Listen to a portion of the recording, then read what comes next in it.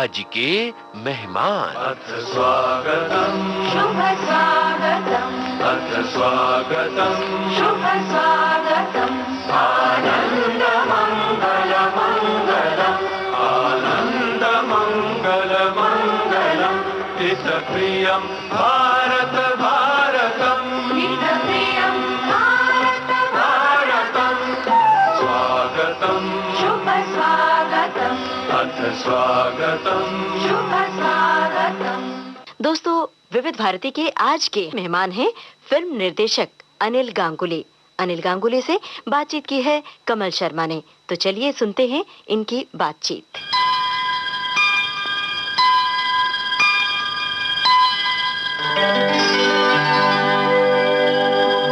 अनिल गांगुली जी, हमारे इस प्रोग्राम में आपका बहुत बहुत स्वागत है।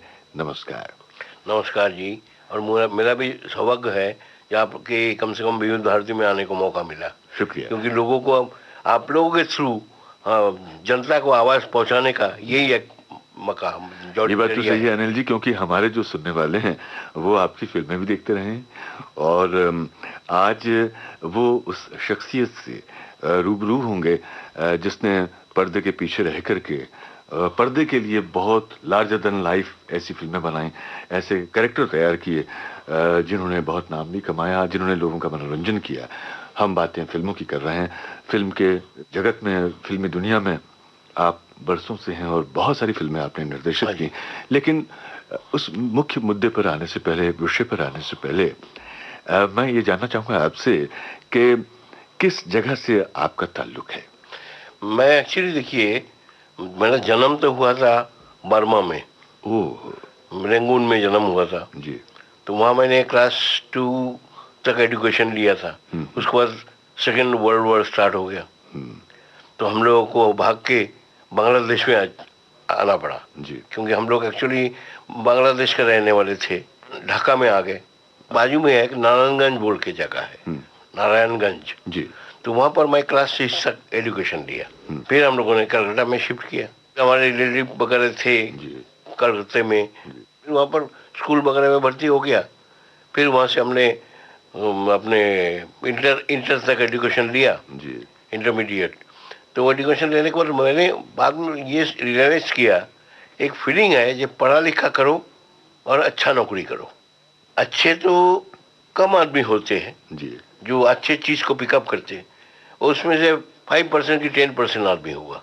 वैसे ये बात तो सच है कि अनिल, फिल्मों ने हमारे समाज को एक ज़बरदस्त बदलाव दिया और जागृति आई, क्योंकि जो भी सामाजिक कुरीतियाँ थीं ऐसी बहुत सारी, क्योंकि पहले मैं समझता हूँ कि ऐसी सोशल जो प्रॉब्लम्स थीं, सामाजिक विषय उठाए जाते थे और पीछे मकसद ये होता था कि पब्लिक का मनोरंजन तो हम करें ही करें, साथ ही साथ उसको कोई मैसेज भी मिले और उसको शिक्षा भी मिले। ये चीज़, अच्छी चीज़ हमेशा मेरा दिल में भी था, शुरू से ही था। ये बनाओ तो अच्छी चीज़ बनाओ, उसमें से अगर 5% भी आदमी कुछ अडॉप्ट करे, ले मेरे अच्छे चीज़ का, तो भी हम कामयाब है। क्योंकि देखिए, पैसा कमाने के लिए तो बहुत सारे रास्ते हैं। पैसा कमाने का जरिया is not the main thing. We should give something to the society. तो अनिल, जब हम हिंदी सिनेमा की बात करते हैं तो वैसे महाराष्ट्र इसका गढ़ है और यहाँ से फिल्मों का इतिहास भी शुरू होता है। लुमियर ब्रदर्स ने सबसे पहला शो यहीं बॉम्बे में किया था। फिर दादा साहब फाल्के ने पहली फीचर फिल्म बनाई। और जब हम बंगाल की बात करते हैं तो न्यू थिएटर्स और कलकत्ता में वहाँ इस तरह के जो आंदोलन शुरू हुए, तो आपका रुझान सिनेमा की तरफ कैसे हुआ? रुझान इसलिए हुआ कि शुरू से ही हम जब कोई, जैसे शरद बाबू का बुक पढ़ते थे, टैगोर का बुक पढ़ते थे, कोई नॉवेल पढ़ते थे, कुछ पढ़ते थे, तो मेरा बचपन से एक विजुअलाइजेशन का वो था। मुझे ऐसा लगता था जब मैं वो रास्ता जो डिस्क्रिप्शन कर रहा है, तो मैं वो रास्ता विजुअलाइज करता था जी, ये कहाँ मैंने देखा, कौन से गाँव में देखा ऐसे रास्ते। तो वो रास्ता विजुअलाइज करके फिर मैं कैरेक्टर, कोई भी कैरेक्टर जैसा कोई बिहेवियर है, कुछ है, उसको मैं पकड़ता था तो माइंड में। क्योंकि इसलिए मेरे को एक किताब पढ़ने में काफ़ी टाइम लगता था। तो आप थिएटर से भी जुड़े थे फिर? नहीं, थिएटर में नहीं था जी, ऐसे घर में ही होता था। और गाने में मैं वो गाना गाता था बचपन। अच्छा। तो गाने तो मेरा एक था कि भाई एक ही इस लाइन पे हो जाऊं तो शायद सिंगर बन के भी कोई नाम कमाऊं, कुछ भी बन के। तो यहाँ मैं आया था गाना गाने के लिए एक्चुअली।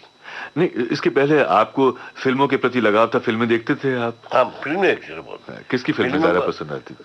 अशोक कुमार की फिल्म देखते थे, दादा मुनि। अब यहाँ आने के बाद पता चला दादा मुनि, नहीं तो पहले तो अशोक कुमार ही जानते थे, क्योंकि बिकॉज एक बेसिक चीज था किस्मत से। हाँ जी, किस्मत एक पिक्चर थी जी जी, जो वॉर टाइम पे जब पिक्चर वो 3 साल चल रहे थे रॉक्सी थिएटर में, कलकत्ता में। जब वॉर टाइम में वो ब्रिटिश जीत गया था वॉर में, तब वो पिक्चर फ्री दिखा रहा था। मैं भी घुस गया फिल्म में, मैं बोला चलो यार अशोक कुमार का। अशोक कुमार इसलिए कि उसमें भी अपना मोटिव था ये अशोक कुमार गांगुली, मैं भी गांगुली। तो मैंने सोचा कहीं उनके थ्रू से मैं वहाँ जाने को मौका मिल जाए तो शायद वो मुझे कुछ मदद करेंगे। तो आपको वैसे कोई गॉडफादर नहीं था? नहीं, कुछ नहीं था, कोई नहीं था। जब कॉलेज छोड़ा तो मैंने एक ही डिसाइड किया, देखो पढ़ाई लिखा करके नौकरी करके तो जिंदगी नहीं गुजारना, मेरे को कुछ बनना है। बनने के लिए नौकरी से कुछ नहीं हो सकता, नौकरी में लाइफ तुम्हारा कुछ नहीं बन सकता। या तो कुछ भी करो, क्योंकि या तो फिर आप बहुत बड़ा इंजीनियर बन जाओ, इतना बड़ा इंजीनियर बन जाओ जो आपको नाम हो जाए कोई भी चीज़ में, फील्ड में, जिसके लोग आपको पहचाने, कम से कम आप मरने के बाद भी आपका नाम जाने। तो ये एक मेरा दिल में था शुरू से ही। तो इसलिए मैं बॉम्बे में आया, आने के बाद सोचा फिल्म लेन में ज्वाइन करूँ। तो फिल्म लेन ज्वाइन करने का एक ही है जो मैं सिंगर था, अच्छा, गाना गाता था जी। तो आप उस समय तक फिल्मी गाने गाते थे, रविंद्र संगीत गाते थे, बंगाल का लोक संगीत, क्या गाते थे आप? सभी गाते थे, फिल्मी गाने भी गाते थे। जैसे हम राज कपूर का पिक्चर देखते थे, अशोक कुमार का पिक्चर देखते थे। जैसे अपने किस्मत पिक्चर में अशोक कुमार ने खुद गाना गाया था जी जी जी। तो हम गाने के लिए आए थे यहाँ पर। आके मैंने हेमंत कुमार से मिले जी, फिर हमने मन्ना दे से मिले, फिर हमने और लोगों से मिले जिनके यहाँ से हमें कोरस में गाना स्टार्ट कर दिया। अच्छा, बड़ी दिलचस्प बात बताई आपने। तो मुझे ये बताइए कि कोरस में किस पहली फिल्म में आपको गाने का मौका मिला? कोरस में मैंने राज कपूर का पिक्चर था, अपने शरीर चौधरी की म्यूजिक थी, जो झूठ बोलिया, झूठ बोल जागते रहो, ऐਵੇਂ दुनिया देवे दुहाई। तो वो गाना थे। फिर हेमंत कुमार के कुछ माझी का गाना था, हैया रे हैया। तो गाते रहे, मैं भी था, रवि म्यूजिक डायरेक्टर ये भी गाते थे। उसके बाद कानू रॉय भी गाते थे। ये लोग काफी लोग थे, जो सपन जगमोहन थे, ये लोग सब कोरस में गाते थे। आई रियलाइज आफ्टर सम टाइम, मैं सोचा ऐसा तो बनना मुश्किल है, क्योंकि जब तक कोई बैकिंग नहीं हो तो यहाँ पर सोलो गाना मिलना बहुत मुश्किल है। और एक कोरस में जिंदगी गुजर जाएगा, लोग पता लगा कब मर भी गया मालूम नहीं पड़ेगा। देन आई एक गाने में मिला गीता दत्त से, जान पहचान हुआ जी जी। गीता दत्त जी से आपकी मुलाकात कैसे हुई, उसके बाद का सिलसिला कैसे शुरू हुआ? हाँ, गीता दत्त बात करेंगे। आपने अभी बताया कि आपको गाने का शौक है और जो गाता है उसको सुनने का भी शौक होता है। पहले तो हम अपने सुनने वाले जो हैं और उनको गाना सुनवा देते हैं बैजू बावरा फिल्म का, तू गंगा की मौज मैं जमुना का धारा।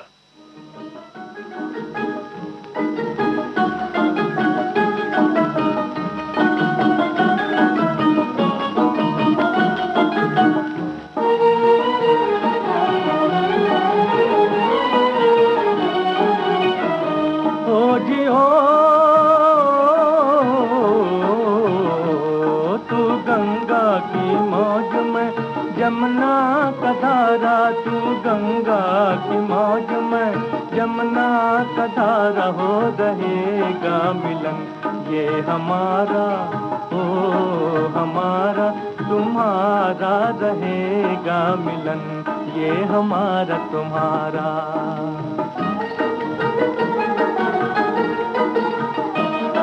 अगर तू है सागर तो मझधार मैं हूँ, मझधार मैं हूँ। तेरे दिल की कश्ती का पतवार मैं हूँ, पतवार मैं हूँ। चलेगी अकेले ना तुमसे ये नैया, न तुमसे ये नैया।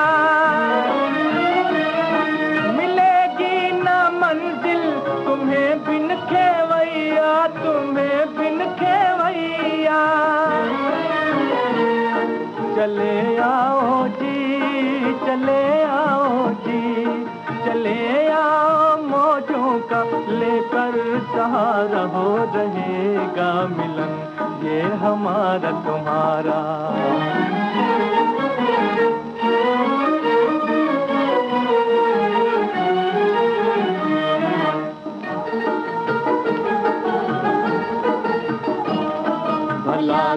से टूटेंगे बंधन ये दिल के, बंधन ये दिल के। बिछड़ती नहीं मौज से मौज मिलके, वो मौज मिलके। छुपोगे भंवर में तो छुपने न देंगे, तो छुपने न देंगे। छुपा देंगे नैया तुम्हें ढूंढ लेंगे, तुम्हें ढूंढ लेंगे। बनाएंगे हम, बनाएंगे हम, बनाएंगे तूफान को। एक दिन किनारा हो रहेगा मिलन, ये हमारा तुम्हारा। तू गंगा की मौज में, जमुना का धारा। तू गंगा की मौज में, जमुना का धारा। हो रहेगा मिलन, ये हमारा, ओ हमारा, तुम्हारा रहेगा मिलन, ये हमारा तुम्हारा। आपने जिक्र किया था कि आपकी मुलाकात हुई थी गीता रॉय जी से। उस समय गीता रॉय थी कि गीता दत्त? गीता रॉय थी जी। तो मैं गीता दत्त जी से एक गाने के सिलसिले में गीता दत्त जी से कौन सा पिक्चर में याद नहीं है, जो उसमें मुलाकात हुआ था। तो वो भी बोला तुम बंगाली हो, मैं बोला हाँ मैं बंगाली हूँ, मैं कुछ करना। तो फिर मैं गीता दीदी को बोला कि देखिए मैं ये कोरस में गा के तो आई डोंट थिंक कि मेरा लाइफ में कुछ बिगेस्ट कुछ अचीवमेंट हो जाएगा। तो आप गुरुदत्त जी के साथ मैं असिस्टेंट बनना चाहता हूँ, I want to become my assistant. तो बोले ठीक है मैं उनसे बात करूंगी तो मैं बताऊंगी। तो बोले ठीक है। तो एक दिन मैं फेमस स्टूडियो महालक्ष्मी में मैं ऊपर बिल्डिंग में जा रहा था, तो पीछे से आवाज आया, अरे सुनो। तो मेरे गीता दी पीछे। तो बोले हाँ नमस्कार नमस्कार। तो बोले मैंने बात किया है, तुम उनके साथ काम कर सकते हो, और एक चीज है पैसा नहीं मिलेगा। अच्छा। तो मैं बोला चलेगा। तो उन्होंने बोला मगर तुमको चलेगा कैसे, कि यहाँ चलाओगे कैसे, खाना पीना। वो मैं कोरस में गाना गा लूंगा साथ साथ में, बीच बीच में जब शूटिंग नहीं होगी मौका मिलेगा तो कोरस में गाना ना करो। महीने में 2 गाना मिल गया तो बहुत हो गया, 100 रुपये मिल गया बहुत हो गया। तो बोला अच्छा ठीक है। उसी तरह से मैं गुरुदत्त जी के साथ ज्वाइन किया, और साथ साथ गाना भी गाते रहे। आर पार मतलब कोरस में गाते रहे। इन जैसा कोरस में हैया हो करने का ज्यादा कुछ तो चांस मिलता नहीं था, इतना ही है हो रे हम ऐसा होता कुछ आवाज। तो गुरुदत्त साहब के जब आप असिस्टेंट बने तो पहली फिल्म मतलब असिस्टेंट के रूप में आपकी पहली फिल्म थी आर पार? आर पार। अच्छा। आर पार में काम किया, उसके बाद उसका असिस्टेंट ही रहा। तो उन्होंने उस वक्त राजकोषल जी चीफ असिस्टेंट थे। अच्छा। आत्माराम जी जो है वो सेकंड असिस्टेंट, उनके भाई जी उस वक्त। और मैं Niranjan ji third assistant, my apprentice. अच्छा। Then I join with after that Satyen Bose. Okay. Satyen Bose के पास गया मुहूर्त में, शैलेश मुखर्जी। पर आपने गुरुदत्त जी का साथ क्यों छोड़ा, यहाँ क्यों छोड़ा? छोड़ा वहां से, वहां भी देखा कि भाई यहाँ तो अपॉर्चुनिटी नहीं है। I am not a full fledged assistant. और आप हमेशा अप्रेंटिस रहेंगे यहाँ पे? अप्रेंटिस में कब मेरे को बुलाएंगे, कब करेंगे। ऑलरेडी 2-3 जन इनके पास आए पुराने लोग, निश्चित उनके साथ ही डिस्कस करेंगे, मेरे साथ तो कोई डिस्कस करेंगे नहीं। देन आई एक दिन शैलेश मुखर्जी के पास मैंने गाना गाया था। शैलेश मुखर्जी जिन्होंने परिचय में म्यूजिक डायरेक्टर से। जी जी जी। तो उनको मैंने बोला था, बोला ठीक है तुम मुहूर्त में आ जाओ, सत्येंद्र का पिक्चर का मुहूर्त है उसमें आ जाओ। तो मैंने किया, सत्येंद्र के पहले मैंने मिला था। तो मैं बोला मैं डायरेक्शन सीखना चाहता हूँ, आपके साथ काम करना चाहता हूँ। तो बोला नहीं कोई चांस नहीं है। तो बड़ा रूडली बिहेव किया था मेरे साथ। तो मैं बड़ा डिसअपॉइंटेड हो गया था। फिर बाद में वो मुहूर्त में जब गया तो मुझे गोविंद मुनीश ने बुलाया था। अच्छा। ये अनिल आओ दादा मिलो। बोला यार डर गया मैं, क्या मालूम फिर पूछेंगे क्यों आया तुम मुहूर्त में, क्योंकि बगैर हमारा कोई बैकिंग तो थे ही नहीं। जी जी जी। तो मैंने गया अंदर, दादा वो अनिल आया है। तो बोला बोला अंदर। तो अंदर गया। तो अंदर जाने के बाद बोला तुम काम करोगे मेरे साथ? बोला मैं तो आपके पास आया ही था काम करने के लिए, तो आपने ना बोल दिया था। बोले ठीक है कल से आ जाओ। वाह। तो मैं लग गया वहाँ पर, कोई बंदिश पिक्चर बन रहे हैं। हम पुराने दौर की बात कर रहे हैं, तो उस दौर के बहुत सारे गाने आपको पसंद होंगे, तो कोई उस दौर का कोई आपकी पसंद का गाना? गीता दी का एक गाना थे, बाजी का गाना था, तकदीर से बिगड़ी हुई तकदीर बना ले, अपने पे भरोसा है तो दाव लगा ले। वो गाना बहुत ही अच्छा था, गीता दीदी का गाना था। तो आई उनको दीदी फर्स्ट टाइम इंडस्ट्री में किसी को बोलता हूँ। तो आइए सुनते हैं।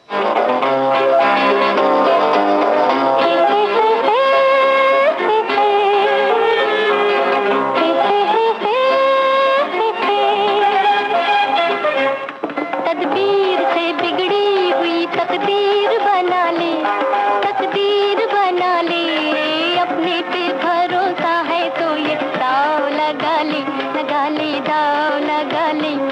तकदीर से बिगड़ी हुई तकदीर बना ले, तकदीर बना ले, अपने पे भरोसा है तो ये दाव लगा ले, लगा ले, दाव लगा ले।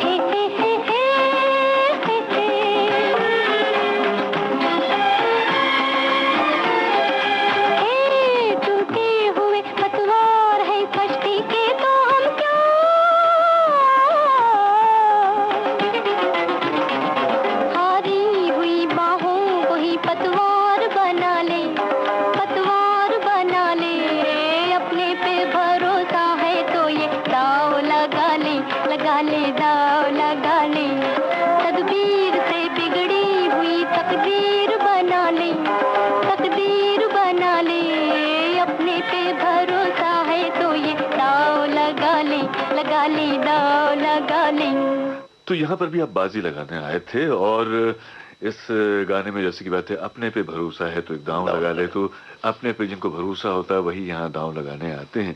इलेक्ट्रॉनिक मीडिया से तो बहुत कुछ नया नया चीज आ गया, उसमें तो कुछ नहीं था, खाली ओनली हम लोग एडिटिंग में ही जो कुछ कमाल कर सकते थे करते थे उसी में, क्योंकि उस वक्त कुछ भी नहीं कर सकते। अगर डबल रोल करना है तो कैमरा में मास्किंग करके करना पड़ता था। कैमरामैन आधा कैमरा के सामने काला पेपर लगा के आधा में रिकॉर्ड करते थे, फिर कैमरा को चौक मार करते थे, चौक मार करके फिर कैमरा को हिले नहीं, एकदम फिक्स करते थे, फिर आधी जगह दूसरा ड्रेस पहन के आते थे, फिर ये साइड का मास्किंग खोल के वो साइड का मास्किंग लगाते थे। ये मतलब उधर की फिल्म एक्सपोज करते थे। तो डबल रोल करने का वही एक तरीका था। आज तो यहाँ बटन दबा दो चार खड़े हो जाएंगे। आज तो ऐसा है। जी। समय के बाद नेचुरली टेक्निकली चीज को आगे बढ़ते जाता है, जितना आगे बढ़ेगा उतना ही आगे तरक्की होते रहेगी। पर ऐसी परिस्थितियां ही इंसान को जैक ऑफ ऑल बनाती हैं, क्योंकि मजबूरी में उसको उसको सीखना पड़ता है। क्योंकि हम लोगों ने क्या है, हम लोगों ने एक चीज है, ये फिल्म लाइन में जो हमारे लाइन जो है, जो भी साउंड फील्ड हो, कोई भी फील्ड, इसमें कोई स्कूल नहीं है, उस वक्त कोई इंस्टीट्यूट वगैरह थे नहीं। तो इसी में ही हम देख के सीखते थे। और उसके बाद सत्येंद्र बोस ने एक ही चीज बोला था, किताब पढ़ो। तो मैं किताब खरीद के पढ़ता था।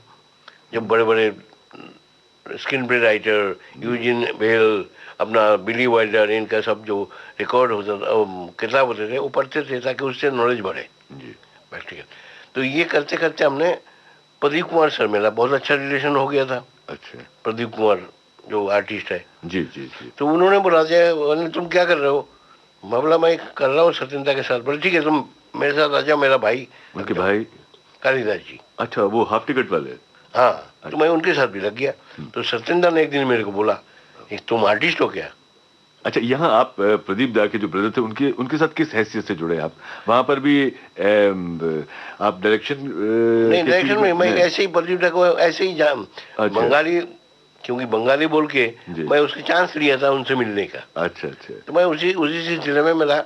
वो कहता मेरे को, उनको भी मालूम था जो भाई ये डायरेक्शन लाइन में कुछ काम करना चाहता है। जी जी। तो उन्होंने बोला, तो मैंने उसके साथ कालिदास जी को ज्वाइन कर लिया।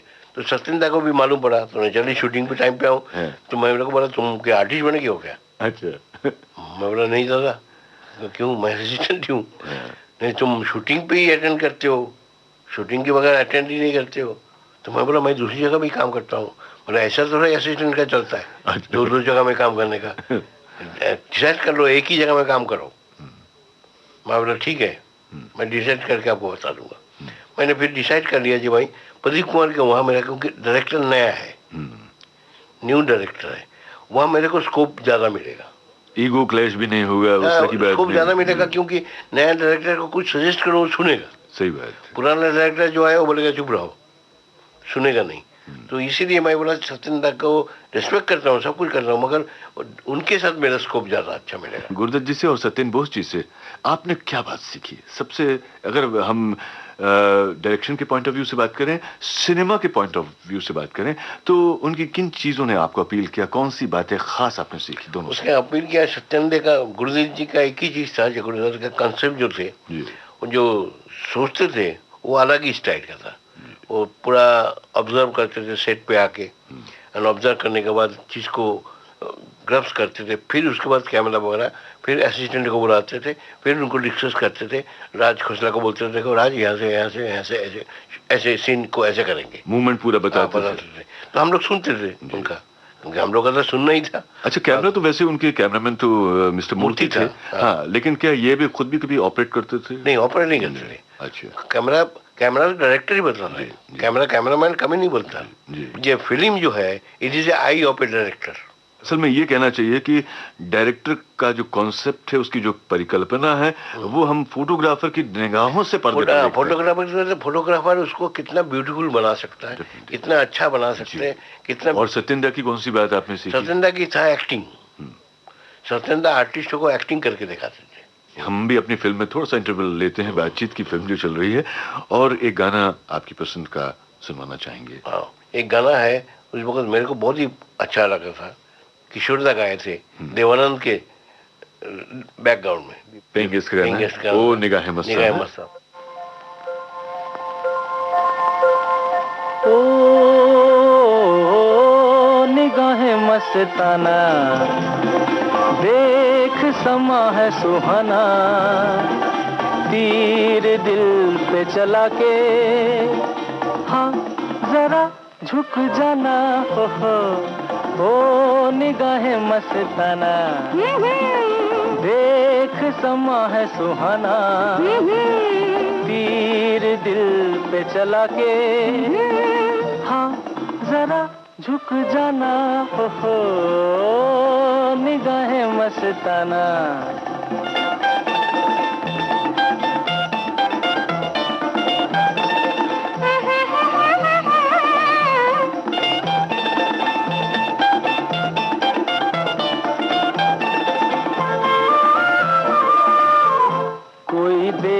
नशीली आंखें मलमल के, दिल कैसे बने न दीवाना, क्षमा करे है इशारे जब जल जल के, कहो क्या करे परवाना, ओहो ओ निगाहे मस्ताना, देख समा है सुहाना, तीर दिल पे चला के, हाँ जरा झुक जाना, ओहो निगाहें मस्ताना।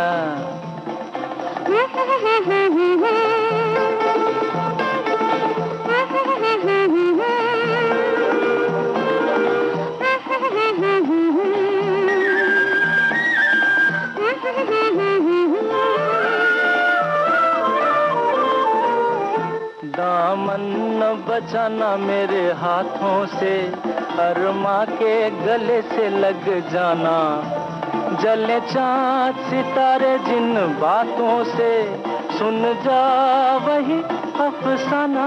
ओहो ओ निगाहें मस्ताना, देख समा है सुहाना। तीर दिल पे चला के, हाँ जरा झुक जाना। ओहो निगाहें मस्ताना।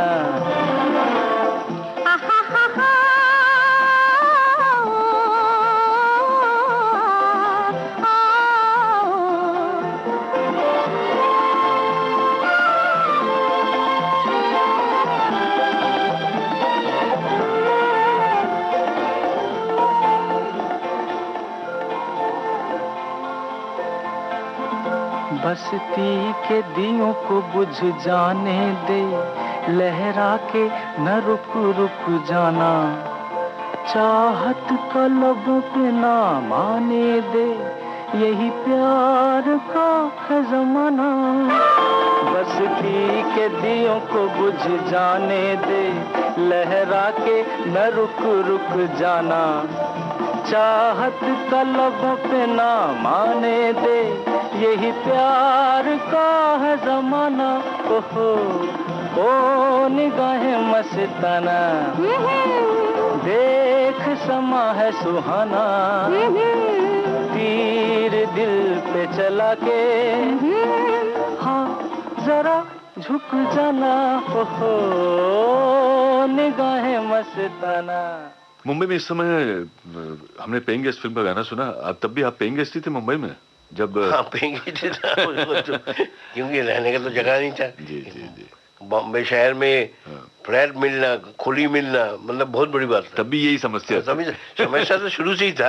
अभी और ज्यादा ही हो गया। तो अनिल दा, अब हम बात करते हैं उस नए डायरेक्टर की जिसके साथ उस समय वो आपके लिए नए थे और आपको ये लगा कि इनके साथ मैं काम करूंगा तो ज्यादा गुंजाइश है कि मैं राइज कर सकूं, क्योंकि ये नया डायरेक्टर है, मेरी बात ज्यादा सुनेगा, मेरे सजेशंस को सुन सकेगा, क्योंकि पुराने लोग तो है वो पचा नहीं पाते और उनको लगता है कि नया ये नया लड़का क्या। हाँ, तो अब यहाँ से जो कहानी नई शुरू होती उसके बारे में बताइए। उसकी ये है क्योंकि मैंने वहाँ कालिदास जी के साथ पहली पिक्चर में ज्वाइन किया। जी ज्वाइन किया, वो एक झलक पिक्चर था। अच्छा। एक झलक में बैजंती माला हीरोइन थी जी, प्रदीप कुमार हीरो था जी, और प्राण विलन थे। तो वहाँ से मैंने उनके साथ क्लैप देता था। लेकिन मैं बड़ा खुश था कि मेरे को कुछ मिल रहा है, सीखने को भी मिल रहा है, कुछ करने को भी मिल रहा है, समथिंग आई एम डूइंग। करते करते हम लोगों ने फिर एक जगह ख़त्म हो गया। फिर एक दूसरी पिक्चर उन्होंने बनाए थे पुलिस। उसके बाद फिर उन्होंने प्लान किया हाफ टिकट बनाते चलो। तो हाफ टिकट बनाते मैं बोला हाँ। उसको हम लोगों ने किशोरदा को लेके बना देते। अच्छा। किशोरदा का मार्केट टेरिफिक था, मधुबाला जी बहुत टॉप में थे जी। तो क्या करें, तो हमने बोला चलो किशोरदा को साइन करते। दोस्तों, अपने रेडियो सेट पर आपने ट्यून किया है विविध भारती चैनल और इस वक्त आप सुन रहे हैं कार्यक्रम हमारे मेहमान। आज के हमारे मेहमान हैं जाने माने फिल्म निर्देशक अनिल गांगुली। आपसे बातचीत कर रहे हैं कमल शर्मा।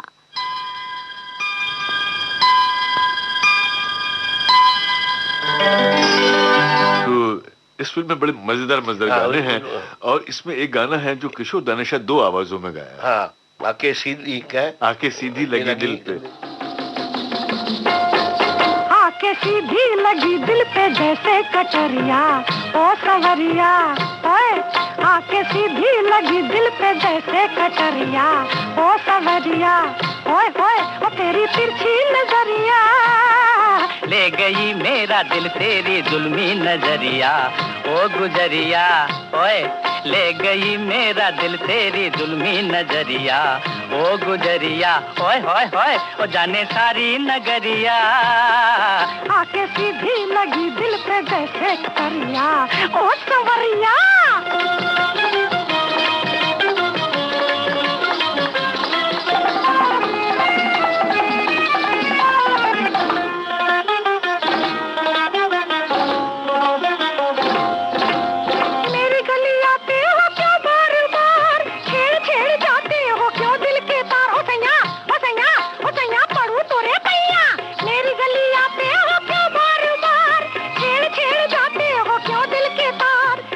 करूं गोरी मुझे तुझसे है प्यार, जो न तुझे देखूं न आए करार। हो गोरी हो गोरी हो गोरी, बढ़ के बुदन चीर भी टक्कर। क्या मैं करूं गोरी मुझे तुझसे है प्यार, जो न तुझे देखूं न आए करार। हटो जाओ ना बनाओ, हटो जाओ हाय हाय ना बनाओ, हाय हाय हाय नटखट रंगीले आवरिया। आके सीधी लगी दिल पे जैसे कटरिया, ओ संवरिया हाय हाय। ले गई मेरा दिल तेरी तिरछी नजरिया, ओ गुजरिया।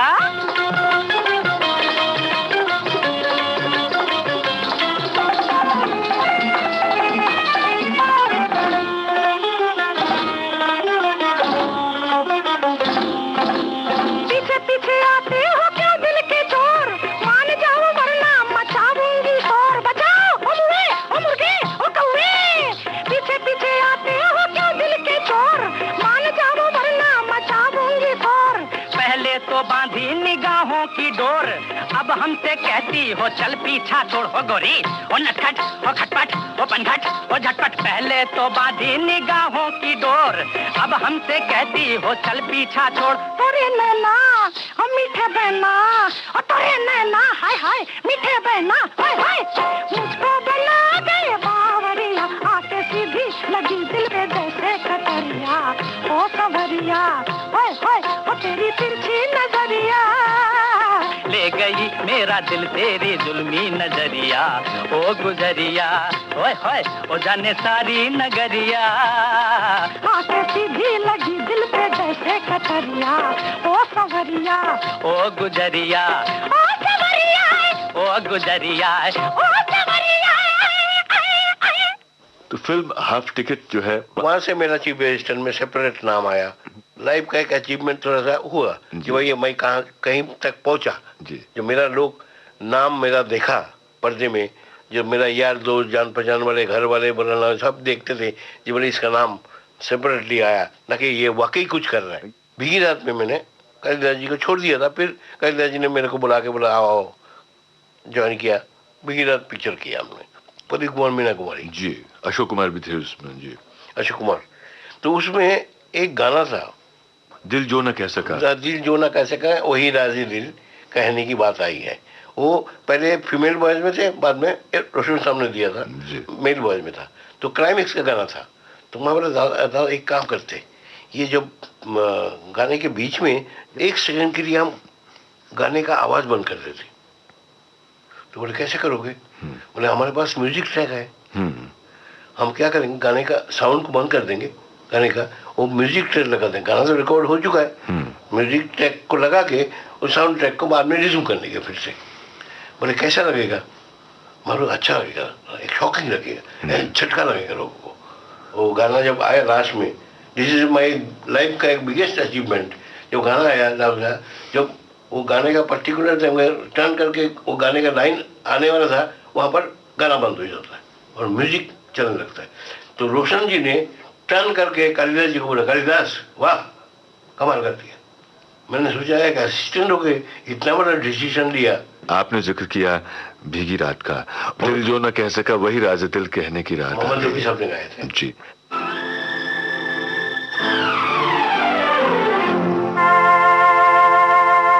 दिल जो न कह सका वही राज दिल कहने की रात आई। दिल जो न कह सका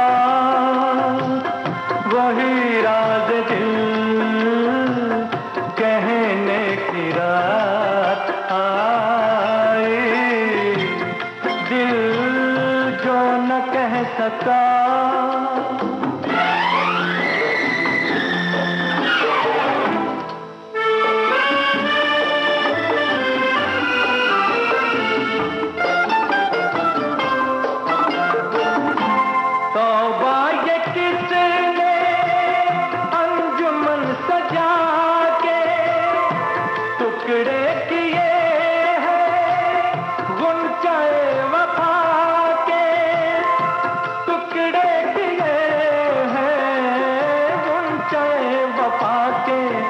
ओ उछालो गुलों के टुकड़े के रंगीन फिजाओं में रहने की रात आई, दिल जो न कह सका।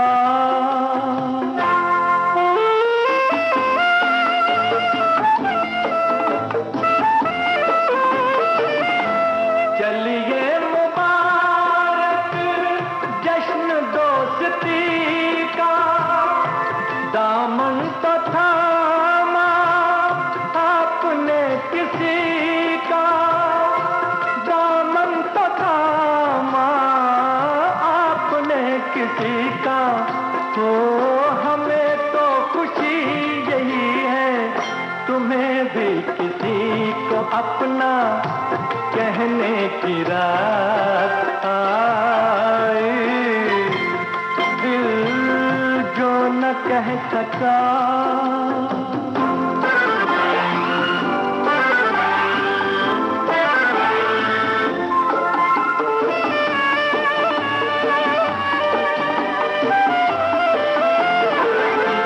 सागर उठा दिल का किसको गम है, आज दिल की कीमत जाम से भी कम है, आज दिल की कीमत जाम से भी कम है। तो पियो चाहे खून दिल हो के पीते पिलाते ही रहने की रात आई, दिल जो न कह सका।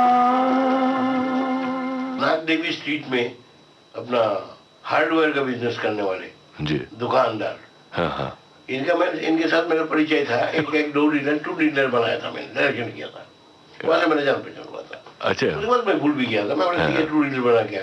तो उन्होंने मुझे बुलाया, मेरी दुकान में आ जा, नागदेवी बहुत बड़ा दुकान जी हार्डवेयर का। तो मैं गया, हाँ जी प्रताप भाई बोलिए। तो बोले अरे मैं पिक्चर बना रहा हूँ। अरे पिक्चर बना, तो मैं खुश हो गया, इसीलिए बोला है मेरे को डायरेक्शन देगा। तो बोले हाँ सब कुछ हो गया, निगाह सुलताना चाहिए, क्योंकि मैं निगाह सुलताना के वहाँ पेंगेज रहता था। अच्छा, तो बोला हो जाएगा, उसमें क्या होगा, निगाह सुलताना मिल जाएगा, मैं एक सेकंड में मैं आपको मुलाकात कर देता हूँ। तो बोले नहीं वो डायरेक्टर को भी बुलाना पड़ेगा। मैं बोला अच्छा कौन? बोले ए शमशीर डायरेक्टर है। तो मैंने थोड़ा डिप्रेस हो गया। पर जब डायरेक्टर ए शमशीर है तो मैं फिर मेरा क्या फंक्शन है। फिर भी मैं रिलेशन है तो उनके साथ, तो मैंने फिर उनको बोला मैं देखो प्रताप भाई आप कर रहे हो, मैं मिला देता हूँ एज ए फ्रेंड, मैं मिला देता हूँ, सब कुछ करा देता हूँ, मगर शमशीर के साथ तो मैं असिस्टेंट नहीं करूँगा। बोले क्यों? बोले मैं बड़े बड़े डायरेक्टर के साथ असिस्टेंट किया, मैं अभी उनके साथ छोड़ने के बाद मैं इतना नीचे तो नहीं आ सकता हूँ। लोग बोले अनिल गांगुली के बाद कोई काम वाम नहीं है, जरा भूखा मरा था इसलिए इसकी हालत ऐसा हो गया। मैं नहीं करूँगा, मैं अपना छोटा मोटा एडवर्टाइजिंग फिल्म बनाता हूँ, उससे मेरा गुजारा चलता है, आई एम हैप्पी। नहीं वो बड़ा नहीं, तुमको तो चाहिए मेरे को, I know you in this film industry, I trusted you. Film industry में मैं हर एक को ट्रस्ट नहीं कर सकता हूँ, क्योंकि है गलत लोग काफी बहुत बड़ा अमाउंट उसमें लगा होता है, पूरा एक जुआ है, गलत लोग बहुत है ना इस टाइम पे, सब कच्चा पैसा है जी लोग हैं। तो इसलिए मैं देखो ट्रस्ट के लिए मैं आपके पास क्या करूँ, मैं एसिस्टेंट तो मैं बोला देखो उनके साथ एसिस्टेंट डायरेक्टर कर सकता हूँ। तो बोले ठीक है, मैं नहीं ठीक है कैसे बोलते आपने, उसको पूछिए भाई जो वो क्या एक्सेप्ट करेगा क्या नहीं करेगा। अरे वो क्या एक्सेप्ट करेगा, मैं बोलूंगा तो करेगा। मैं बोला देखिए ऐसे जोर जबरदस्ती मत कीजिए किसी को वही। तो सिटिंग हुआ, बोले चलो सिटिंग रख लेते, सिटिंग में डिस्कशन में उसका थिंकिंग मेरा थिंकिंग जमा नहीं। मैं बोला देखो लॉजिक में जाइए, इलॉजिकल चीज मत कीजिए। लोग बोलेंगे ये आदमी को फ्रिज में बंद कर दिया, ये लोग आधे घंटे में मर जाएगा ये आदमी। तो आपने बोला 2 घंटे के बाद बाहर निकला, तो इट इज टोटली इलॉजिकल, बिल्कुल सही। तो मैं बोला नहीं और आपको इलॉजिकल रखा हुआ, हमको ऐसे ही चाहिए। फिल्म के नाम पे कुछ भी लिबर्टी थोड़ी देंगे आप। मैं बोला ऐसे चाहिए, तो मैं बोला ऐसे चाहिए तो फिर आप करो जी। मैं इसमें नहीं हूँ। तो नीचे आके बोला प्रताप भाई मुझे विदा कीजिए, क्योंकि आपका पिक्चर बनेगा नहीं, सेट के अंदर झगड़ा हो जाएगा मेरा और उसका, पिक्चर आपको आप सफर करोगे, पैसे आपका है, तो इसलिए बेटर है कि मेरे को निकाल दो, उसको अपने लिया, उसको लेके कंप्लीट करो। तो लोग नहीं तू तो होना ही चाहिए मेरे साथ। मैं होना से मैं क्या करूँ क्या। तो नहीं, तो एक गाड़ी में बैठ के उनके साथ चलते चलते मेरे को दिमाग का स्ट्राइक आया। मैं बोला ऐसा करते हैं मतलब भाई आपके पास आपके जो भाई को आप प्रोड्यूसर बना रहे हैं उसको भी कोई एक्सपीरियंस नहीं है, तो ऐसा करता हूँ मैं प्रोडक्शन कंट्रोल कर लेता हूँ, तो मेरे को भी एक्सपीरियंस हो जाएगा, उसको भी मदद मिल जाएगा। तो बोला ठीक है ऐसा ही कर लेते। मगर एक कंडीशन है, आपके शूटिंग पे मैं सेट पे नहीं आऊँगा, ताकि उसको कॉम्प्लेक्स नहीं हो जाए ये जाके बाहर कुछ बोल रहा है, तक आई डोंट वांट। उसको पिक्चर डायरेक्शन दिया, let him do whatever picture he is making, it depends on you. तो उन्होंने पिक्चर बनाया था अलबेला। अच्छा। अलबेला पिक्चर पुराना अलबेला नहीं, महमूद को लेके। जी जी। अटर फ्लॉप पिक्चर था। खैर उसी दौरान में हम उनके साथ उठते बैठते थे, तो कहानियाँ मैं सुनाता रहता था। मेरा शुरू से ही था कि मैं जितनी कहानी बचपन से पढ़ा वो सब सुनाते रहता हूँ, किसी ना किसी को सुनाते। मेरा बहुत सारे कहानी लोगों ने मार भी दिया, तो ऐसा तो कहानी सुन के बोलता था ठीक है नेक्स्ट पिक्चर का डायरेक्शन तू करेगा। मैं ठीक है। उसी सिलसिले में हमने जया भादुरी जी को साइन किया।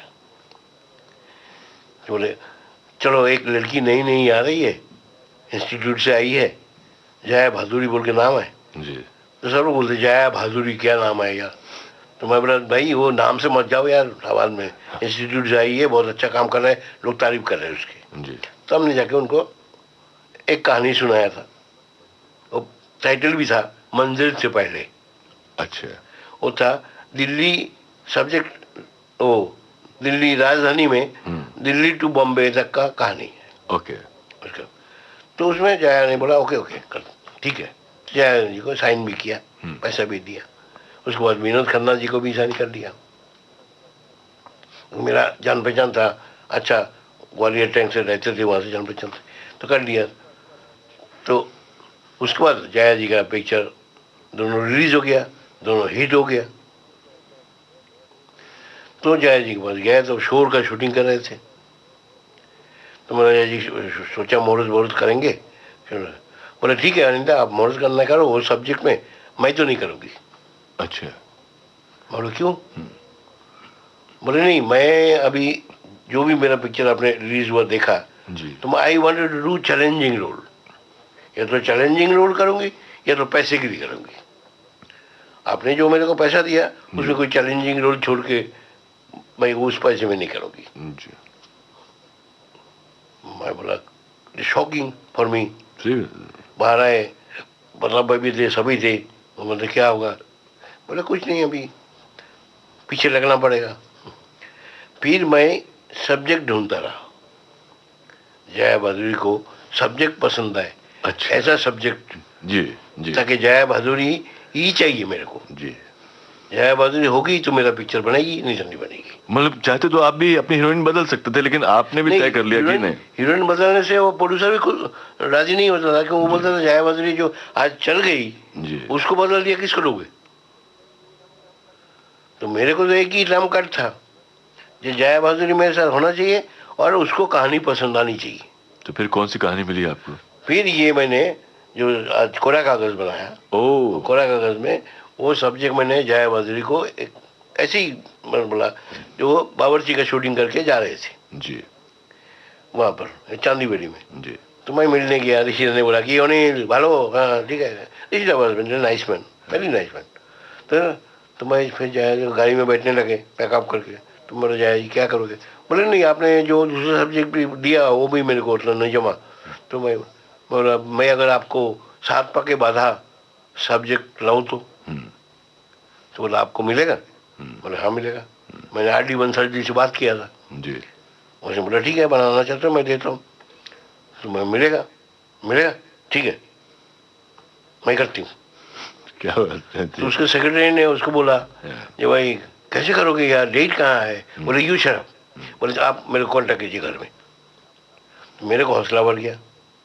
मैं आर डी बंसल जी को कॉन्टेक्ट किया जी, उनसे बात किया। वो बोला ठीक है ले लो, हिंदी में तो मैं नहीं बनाऊंगा जी, हिंदी में तुम ही बनाओ। तो हमने उसका राइट्स लेके फिर उसमें चेंजेस वगैरह करके और करके फिर जया जी को दिया। उन्होंने फिर पूछा किसको लोगे हीरो। जी, हीरो कोई था ही नहीं, अमित जी उस वक्त चलते ही नहीं थे। वो पिक्चर रिलीज हुआ था बंसी बिरजू, फ्लॉप हो रही थी एक फिल्म। अटर फ्लॉप, कुर्सी टूट गया था। तो अभी कहाँ क्या करे, किसको ले। फिर हम लोग ऐसे डिस्कशन करते करते बोला तेरे मेरे सपने में विजयन ने जो अपना डॉक्टर का रोल किया था ऐसा हीरो चाहिए। हम बोला हाँ यार ऐसा हीरो क्यों, उसी को ही पकड़ते। तो हमने नेक्स्ट मॉर्निंग विजयानंद जी को फोन किया। तो विजय आनंद जी से आपकी मुलाकात कैसे हुई? आपने उनका दरवाजा खटखटाया, वहां तक हम पहुंचेंगे, वहां खड़े जरूर हैं। यहाँ कोरा कागज का एक गाना मेरा जीवन कोरा कागज कोरा ही कोरा ही रह गया।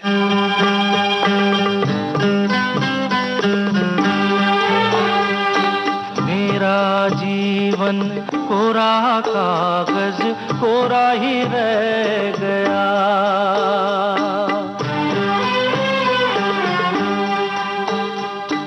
मेरा जीवन कोरा कागज कोरा ही रह गया।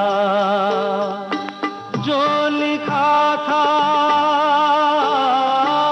जो लिखा था आंसुओं के संग बह गया। मेरा जीवन कोरा कागज कोरा ही रह गया।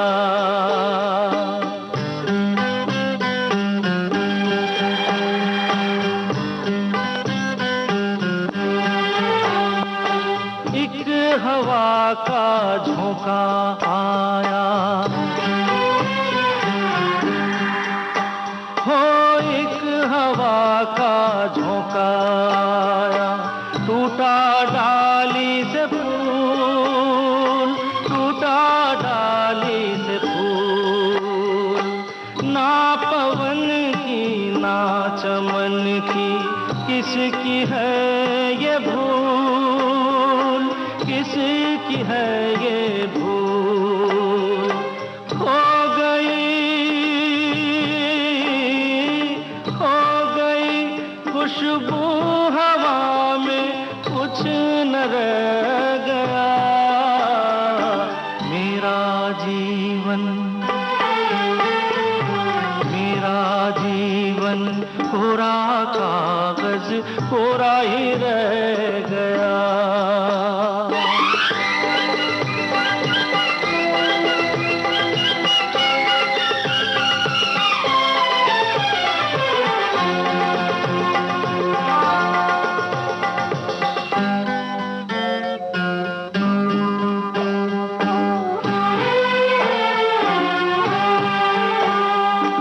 उड़ते पंछी का ठिकाना हो, उड़ते पंछी का ठिकाना। मेरा न कोई जहां, मेरा न कोई जहां।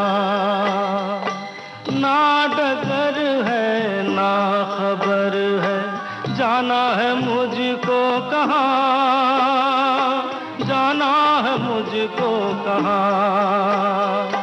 बन के सपना, बन के सपना हम सफर का साथ रह गया। मेरा जीवन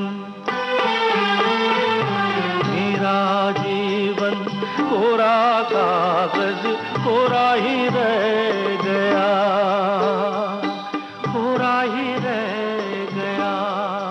क्योंकि विजय आनंद साहब खुद भी फिल्म इंडस्ट्री में एक बड़े ही नामी डायरेक्टर के रूप में एस्टैब्लिश थे। तो एक डायरेक्टर जिसके पास अनुभव तो है लेकिन उसका वैसा नाम नहीं था अभी, और वो एक ऐसे डायरेक्टर के पास में जा रहा है जिसको हीरो के रूप में ले रहा है। तो ये भी कहीं ना कहीं ऊहापोह असमंजस की स्थिति आपके मन में रही होगी।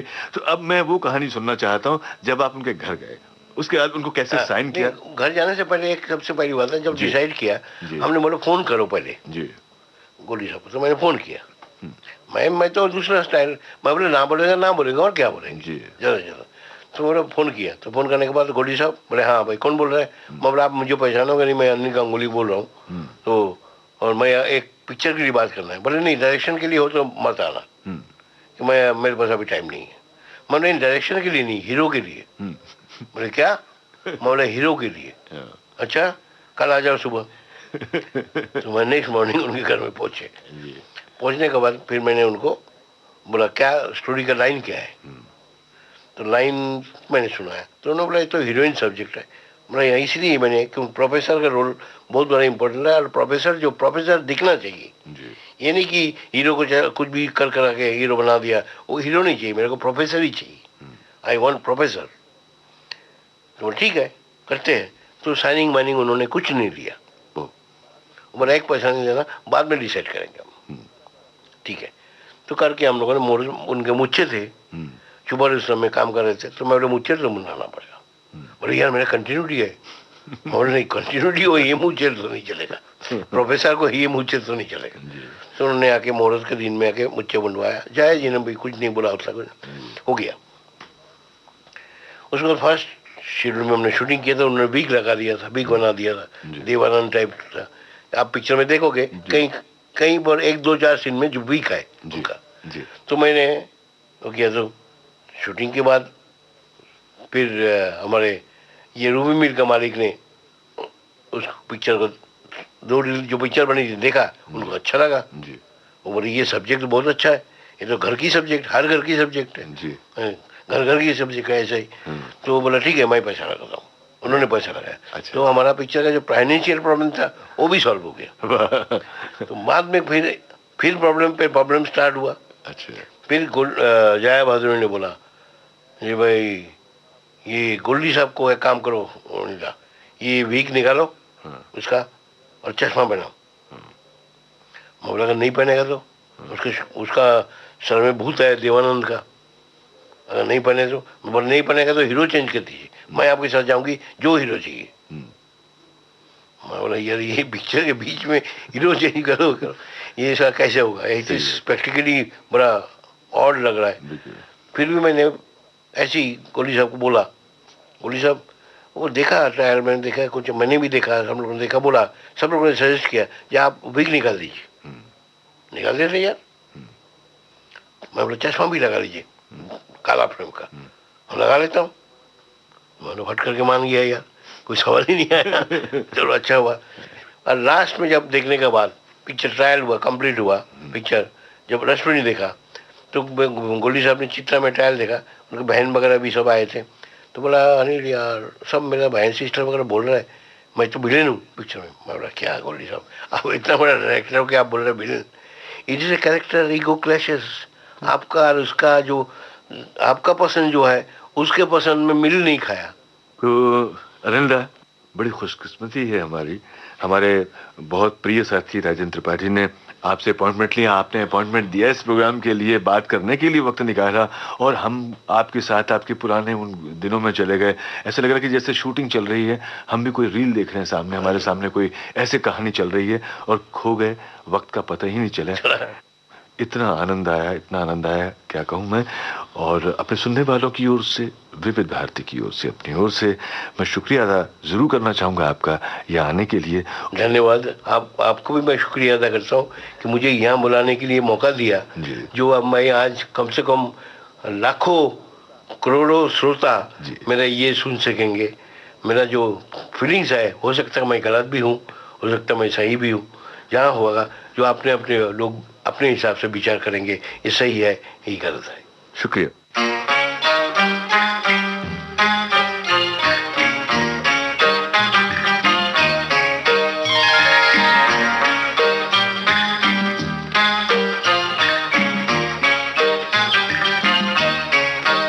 जो राह चुनी तूने, अरे जो राह चुनी तूने, उसी राह पे राही चलते जाना रे।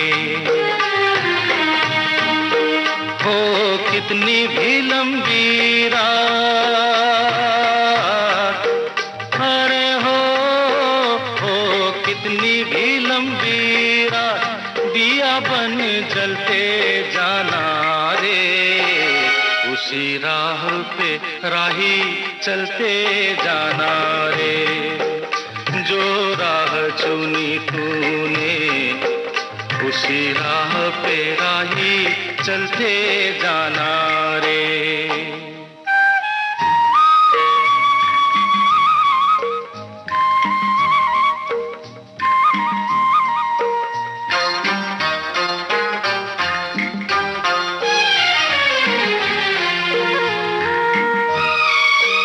कभी पेड़ का साया पेड़ के काम न आया हो, कभी पेड़ का साया पेड़ के काम न आया, हरे सेवा में सभी की उसने जन्म बिताया हो, कोई कितने ही फल तोड़े, अरे हो कोई कितने ही फल तोड़े, उसे तो है ढलते जाना रे, उसी राह पे राही चलते जाना रे।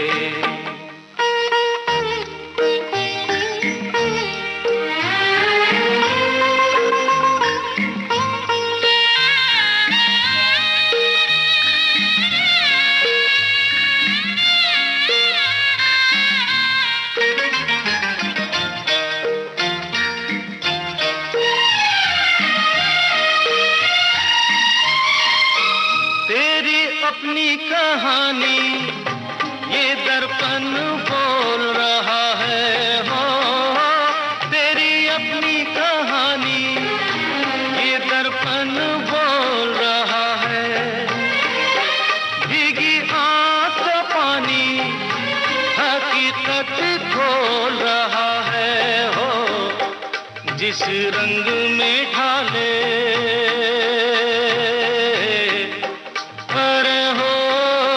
जिस रंग में ढाले वक्त मुसाफिर ढलते जाना रे, उसी राह पे राही चलते जाना रे, उसी राह पे राही चलते जाना रे, उसी राह पे राही चलते जाना रे। इस कार्यक्रम में अभी आप सुन रहे थे जाने माने फिल्म निर्देशक अनिल गांगुली से कमल शर्मा की बातचीत।